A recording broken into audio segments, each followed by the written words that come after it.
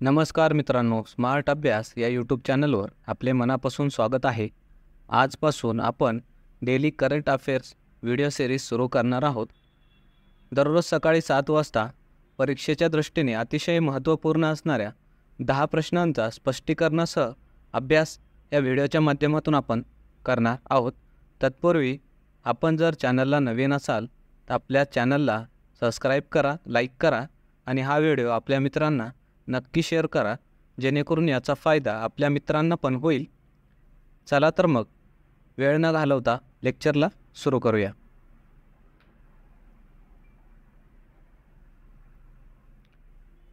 पहिला प्रश्न असेल की महाराष्ट्रातील कोणत्या व्याघ्र प्रकल्पात लवकर आगीचा शोध घेता यावा म्हणून AI अर्थात आर्टिफिशियल इंटेलिजन्स प्रणालीचा वापर सुरू करण्यात आलेला आहे.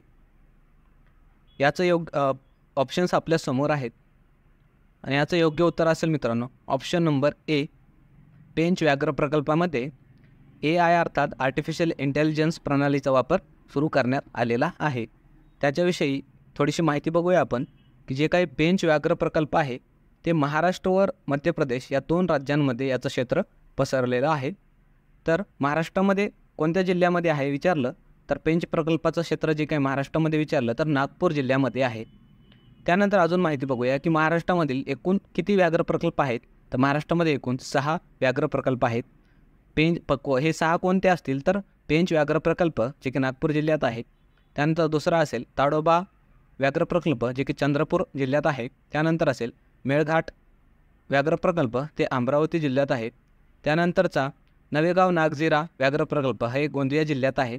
5वा सह्याद्री व्याघ्र प्रकल्प जे की सातारा, सांगली, कोल्हापूर, रत्नागिरी अशा 4 जिल्ह्यांमध्ये याचं क्षेत्र पसरलेलं आहे.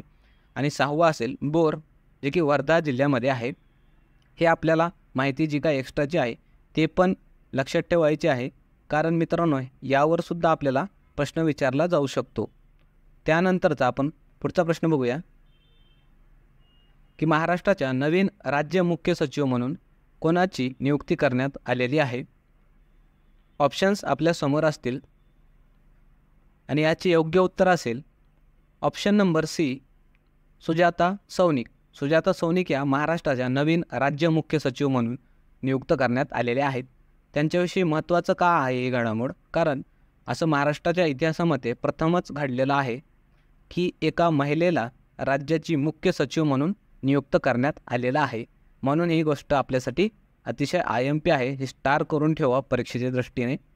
आणि या अगोदरचे आपले राज्याचे मुख्य सचिव कोण होते विचारलं तर त्यांचं नाव होतं नितीन करीर. हे पण आपल्याला लक्षात ठेवणं गरजेचं आहे.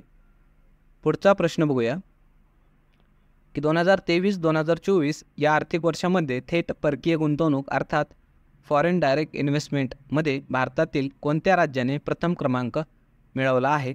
ऑप्शन्स आपल्या समोर असतील आणि याचं योग्य उत्तर असेल मित्रांनो ऑप्शन नंबर बी. महाराष्ट्र. तर याच्याविषयी आपल्याला लक्षात ठेवायचं आहे की महाराष्ट्रामध्ये सर्वाधिक जे काही विदेशामधून जे काही गुंतवणूक येत असते ती कोणत्या राज्यामध्ये झालेली आहे तर आपल्या महाराष्ट्र राज्यामध्ये झालेली आहे. आणि ती किती आहे गुंतवणूक जर आकडा विचारला तर 1,25,101 कोटी रुपये एवढी गुंतवणूक महाराष्ट्रामध्ये झालेली आहे. त्याच्यानंतरचा प्रश्न असेल की नुकतेच महाराष्ट्र सरकारने मुख्यमंत्री माझी लाडकी बहीण योजना सुरू करण्याची घोषणा केली. त्यानुसार प्रत्येक गरीब कुटुंबातील महिलांना मासिक किती रुपयांचा लाभ मिळणार आहे. तर ऑप्शन्स आपल्या समोर असतील आणि याचे योग्य उत्तर असेल मित्रांनो ऑप्शन नंबर डी. 1,500 रुपये. हे जे काही आपल्या महाराष्ट्र शासनाने मुख्यमंत्री माझी लाडकी योजना माझी लाडकी बहीण योजना सुरू केलेली आहे त्या अंतर्गत गरीब कुटुंबातील महिलांना 1,500 रुपये मासिक लाभ महिलांना मिळणार आहे. आणि या योजनेची अंमलबजावणी ही जुलै 2024 याच महिन्यापासून करण्याचं शासनाने घोषणा केलेली आहे. तर पुढचा प्रश्न बघूया. नुकतेच जून 2024मध्ये T20 क्रिकेटमधून खालीलपैकी कोणत्या क्रिकेटपटूने निवृत्तीची घोषणा केलेली आहे. ऑप्शन्स आपल्या समोर असतील आणि याचं योग्य उत्तर असेल मित्रांनो ऑप्शन नंबर डी. हे वरील 3ही पण जे क्रिकेटपटू आपल्याला दिसत आहेत विराट कोहली, रोहित शर्मा आणि रवींद्र जडेजा यांनी तिन्ही या खेळाडूंनी T20 जे काही क्रिकेट हे असतं स्पर्धा त्याच्यामधून निवृत्तीची घोषणा केलेली आहे. मात्र हे तिन्ही खेळाडू वन डे जे काही फॉर्मॅट असतं 50 ओव्हरचं मॅच त्याच्यामध्ये मात्र हे खेळणार आहेत. फक्त यांनी T20मधून आपली निवृत्तीची घोषणा केलेली आहे. त्यानंतरचा प्रश्न असेल की EIU 2024 रिपोर्टनुसार जगातील राहण्यायोग्य देशांच्या राजधान्यांच्या सूचीमध्ये प्रथम क्रमांक कोणत्या शहराचा आहे? ऑप्शन्स आपल्यासमोर असेल. तर उत्तर असेल मित्रांनो option number C Vienna. Vienna हे जे काही शहर आहे ते शहर राजधानीचं शहर आहे तो जगातला प्रथम क्रमांकाचा शहर ठरलेला आहे राहण्यायोग्य राजधान्यांच्या शहरांमध्ये.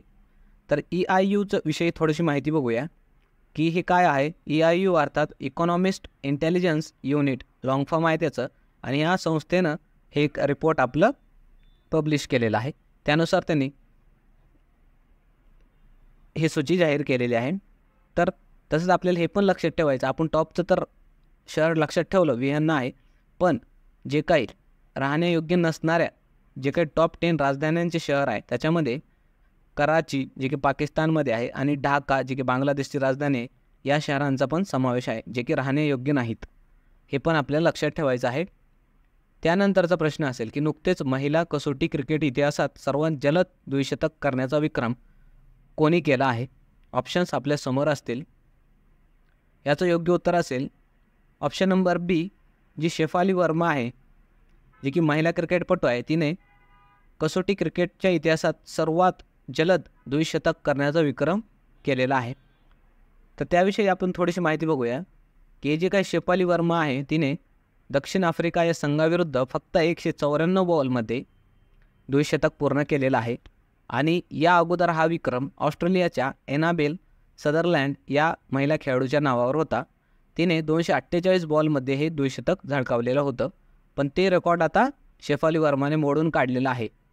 हे पण आपल्याला त्या दृष्टीनं महत्त्वाचं आहे घडामोड आणि लक्षात ठेवायचं आहे. त्यानंतरचा प्रश्न असेल की भारताचे नवे परराष्ट्र सचिव म्हणून कोणाची नियुक्ती करण्यात आलेली आहे? तर ऑप्शन्स आपल्यासमोर आहेत मित्रांनो, आणि याचं योग्य उत्तर असेल ऑप्शन नंबर बी विक्रम मिस्री. हे भारताचे नवे परराष्ट्र सचिव म्हणून नियुक्त करण्यात आलेले आहेत. तत्पूर्वी मित्रांनो जे काही महत्त्वाच्या नियुक्त्या झालेल्या आहेत त्याचा व्हिडिओ आपण अगोदरच आपल्या चॅनलवर टाकलेला आहे, ते तुम्ही बघून घेऊ शकता. आणि तसेच त्या लेक्चरच्या PDF आपण आपल्या टेलिग्राम चॅनल स्मार्ट अभ्यास 555 यावर टाकलेले आहेत. त्या ठिकाणाहून तुम्ही ते डाउनलोड पण करून घेऊ शकता, जेणेकरून त्याचा फायदा तुम्हाला येणाऱ्या परीक्षांमध्ये होईल.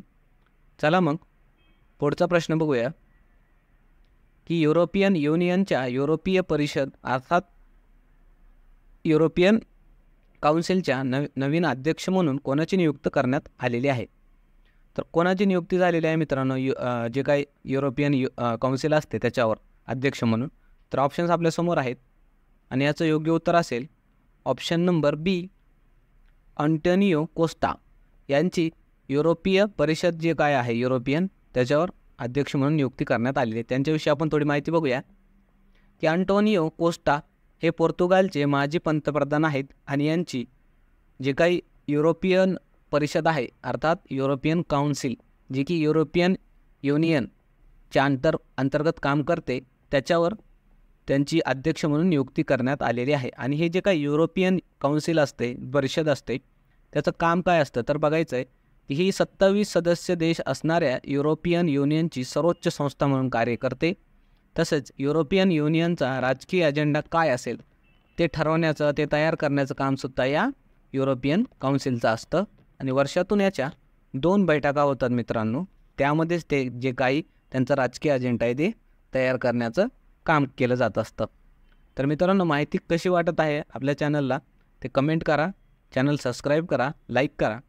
तोपर्यंत आपण थांबूया, पुन्हा भेटूया नेक्स्ट लेक्चरमध्ये. धन्यवाद.